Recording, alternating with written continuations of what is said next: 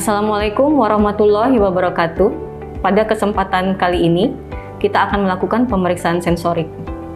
Pemeriksaan sensorik dilakukan harus dengan syarat pasien dalam keadaan sadar GCS 15. Terdapat 3 pemeriksaan sensorik. Pertama, pemeriksaan eksteroseptif untuk pemeriksaan raba halus, pemeriksaan nyeri superficial, dan pemeriksaan suhu. Yang kedua, pemeriksaan proprioseptif untuk rasa vibrasi dan gerak posisi. Dan yang ketiga adalah pemeriksaan campuran atau kombinasi. Pada pemeriksaan ketiga ini harus dalam keadaan pemeriksaan eksteroseptif dan proprioseptif dalam batas normal. Berikut ini adalah alat-alat yang digunakan untuk pemeriksaan sensorik. Yang pertama adalah kapas. Untuk pemeriksaan raba halus, kita membutuhkan kapas yang dipilin. Kemudian untuk pemeriksaan nyeri tajam superficial, kita menggunakan pin ya dengan ujung tajam lancip dan ujung yang tumpul. Kemudian untuk pemeriksaan suhu, kita membutuhkan 2 tabung reaksi yang berisi suhu 40 derajat untuk rasa panas dan suhu 20 derajat untuk rasa dingin. Pada pemeriksaan proprioseptif, kita dapat menggunakan garpu tala dengan 128 Hz untuk melakukan pemeriksaan vibrasi, dan yang kedua adalah pemeriksaan posisi. Untuk pemeriksaan kombinasi atau campuran, kita membutuhkan alat kunci koin untuk pemeriksaan stereognosis. Kemudian untuk pemeriksaan barognosia, kita membutuhkan 2 alat yang identik dengan berat yang berbeda. Yang ketiga adalah kita membutuhkan 2 pin dengan jarak yang sama untuk pemeriksaan diskriminasi 2 titik. Pemeriksaan sensorik, syarat pasien harus dalam keadaan tenang, pasien sadar GCS 15, dan yang utama pasien harus tutup mata. Kita mulai ya Ibu ya. Oke. Sekarang kita akan melakukan pemeriksaan eksteroseptif, yaitu untuk raba halus. Ibu Titin, boleh tutup matanya? Oke. Saya akan melakukan pemeriksaan eksteroseptif. Ini pemeriksaan tidak akan menyakiti Ibu ya, dan akan saya tanyakan apa yang Ibu rasakan. Ibu rasa? Ada. Rasa di sebelah mana? Sebelah kanan. Ibu rasa? Rasa Di sebelah mana? sebelah kiri. Untuk pemeriksaan yang kedua adalah pemeriksaan nyeri superficial. Pada pemeriksaan nyeri superficial, kita menggunakan pin dengan ujung yang tajam dan ujung yang tumpul. Nanti akan saya tanyakan kepada pasien, apakah pasien akan merasakan ujung yang tajam ataukah pasien akan merasakan ujung yang tumpul. Tutup matanya ya, Ibu ya. Oke. Ini Ibu rasa? Rasa tajam. Rasa tajam. Di sebelah mana? Sebelah kanan. Ini Ibu rasa? Rasa tajam. Tajam. Di sebelah mana? Sebelah kiri. Oke. Sekarang saya akan mencoba satu lagi ya Ibu ya. Masih tutup mata ya. Kalau ini? Tumpul. Oke. Ini? Tumpul. Oke.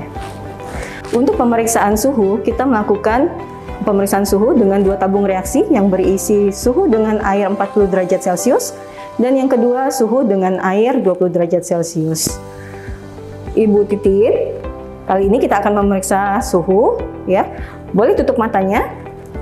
Saya akan melakukan pemeriksaan suhu. Ibu akan rasakan dan sebutkan apakah dia panas atau dingin. Panas. Oke. Panas. Masih tutup mata ya Ibu ya. Kemudian kalau dengan yang ini? Dingin. Ini? Dingin. Boleh buka matanya Ibu. Untuk pemeriksaan berikutnya, kita akan melakukan pemeriksaan proprioseptif, yaitu untuk rasa vibrasi dan rasa posisi. Untuk pemeriksaan rasa vibrasi, kita menggunakan garpu tala dengan frekuensi 128 Hz, dan ini akan kita taruh di tulang-tulang menonjol pada pasien. Kita mulai dari tulang kaki ya. Pada tulang kaki bisa kita taruh di malleolus medialis atau malleolus lateralis, dan kita bandingkan antara kanan dan kiri. Ibu Titin, kita mulai ya pemeriksaan ini ya. Boleh tutup matanya Ibu. Ibu Titin bilang kalau sudah tidak rasa. Sudah tidak rasa. Oke, saya akan bandingkan ke tulang saya. Betul, bahwa tidak rasa. Untuk pemeriksaan sebelahnya, kontralateralnya, kita akan melakukan seperti hal yang sebelumnya. Rasa, Ibu Titin bilang kalau sudah tidak rasa. Tidak rasa. Dan saya akan bandingkan lagi ke tulang saya. Syaratnya adalah pemeriksaan eksteroseptif, proprioseptif, dan pemeriksaan campuran lainnya adalah pasien harus tutup mata. Yang kedua, bandingkan yang kanan dan yang kiri. Untuk mengetahui rasa posisi, saya akan menggerakkan jari pasien. Sekarang tutup matanya, Bu Titin. Ya. Ini jari ketiga. Saya arahkan kemana? Ke atas. Kalau yang seperti ini saya arahkan kemana? Ke bawah. Kita coba juga pada lengan satunya. Itu jari satunya. Saya pegang Ibu Titin ya. Jarinya mengarah kemana? Ke atas. Kalau begini? Ke bawah. Oke. Kemudian kita lakukan pada tungkai. Untuk pemeriksaan pada tungkai, pasien menutup mata, jari yang lain kita renggangkan, dan kita tanyakan kepada pasien, Ibu Titin, ini jari mengarah kemana? Ke atas. Kalau ini Ibu Titin? Ke bawah. Oke. Kita coba pada kaki sebelahnya. Kalau ini ke arah mana? Ke bawah. Begini? Ke atas. Untuk pemeriksaan posisi tadi, apabila pasien ada gangguan sensorik proprioseptif, maka pasien tidak akan dapat merasakan apakah jarinya mengarah ke atas ataupun ke bawah. Untuk pemeriksaan yang ketiga, pemeriksaan sensorik, yaitu pemeriksaan sensorik campuran atau kombinasi. Syaratnya adalah pemeriksaan eksteroseptif dan proprioseptif normal. Pada pemeriksaan campuran atau kombinasi, kita dapat melakukan beberapa pemeriksaan, yaitu pemeriksaan stereognosia, barognosia, graphesthesia, diskriminasi 2 titik, sensory extension atau inattention, dan lost body image. Pada pemeriksaan stereognosia, yaitu kita mengetahui kemampuan pasien untuk mengenali benda 3 dimensi. Benda-benda 3 dimensi dapat kita gunakan kunci ataupun koin. Ibu Titin, boleh tutup matanya sekarang. Saya akan menaruh benda ini di tangannya dan Ibu Titin rasakan ya. Benda apa ini? Kunci. Oke, tutup mata. Benda apa ini? Koin. Oke. Kita bandingkan kanan dan kiri. Apabila ada abnormal, maka dinamakan asterognosia. Yang kedua, kita melakukan pemeriksaan barognosia. Barognosia itu adalah kemampuan untuk mengenali benda identik dengan berat yang berbeda. Ini ada 2 benda yang identik dengan berat yang berbeda. Kita akan mencoba kepada pasien. Ibu Titin, boleh tutup mata. Saya akan tanyakan berat benda ini apakah sama atau tidak, yang mana yang lebih berat dan mana yang tidak. Yang mana lebih berat? Kiri, Dok. Oke. Masih tutup mata ya, Ibu Titin. Kalau yang ini, yang mana lebih berat? Kanan. Oke. Untuk pemeriksaan berikutnya adalah pemeriksaan graphesthesia. Graphesthesia itu adalah kemampuan pasien untuk mengenali bentuk tulisan. Jadi kita mencoba tulisan di telapak tangan pasien. Boleh buka mata dulu, Bu Titin? Oke. Saya akan mencoba seperti ini ya, Ibu Titin. Nanti Ibu Titin akan sebutkan angka berapa yang saya tulis. Oke? Nah, sekarang Ibu Titin boleh tutup mata. Angka berapa yang saya tulis, Ibu Titin? 2. Oke. Kalau yang ini? 8. Oke. Ada pemeriksaan graphesthesia. Apabila pasien terdapat gangguan sensorik, maka angka yang saya tuliskan seperti ini, pasien tidak akan bisa mengenali. Angka berapa ini, Ibu Titin? Angka berapa ini, Ibu Titin? Kurang tahu, Dok. Ini? Kurang tahu. Oke. Tutup matanya, Ibu Titin.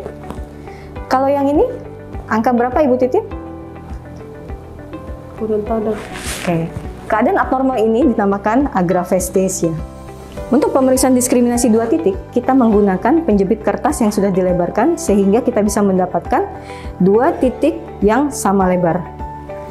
Kita dapat melakukannya pada ujung jari, telapak tangan, dorsum jari, dan dorsum tangan. Untuk nilai normalnya akan ditampilkan pada layar. Ibu Titin, saya akan mencoba diskriminasi 2 titik pada punggung tangannya Ibu ya. Boleh tutup mata Ibu? Ini 1 titik. berapa 1 titik? Oke. Kalau yang ini 2 titik. Oke, sekarang saya akan coba rapatkan titik ini ya. Saya akan tanyakan kepada Ibu.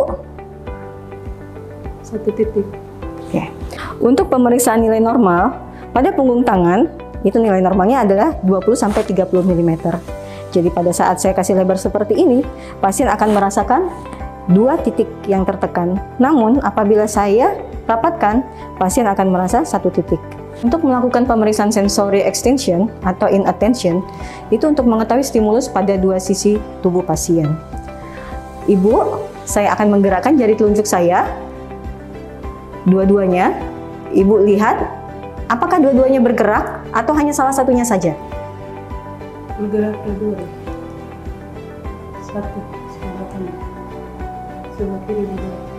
Dadanya juga. Oke. Yang kedua, bisa kita lakukan dengan rasa raba atau taktil. Yaitu pasien disuruh menjulurkan tangannya. Apabila ada abnormalitas atau gangguan pada pasien, maka pasien hanya dapat merasakan salah satunya saja.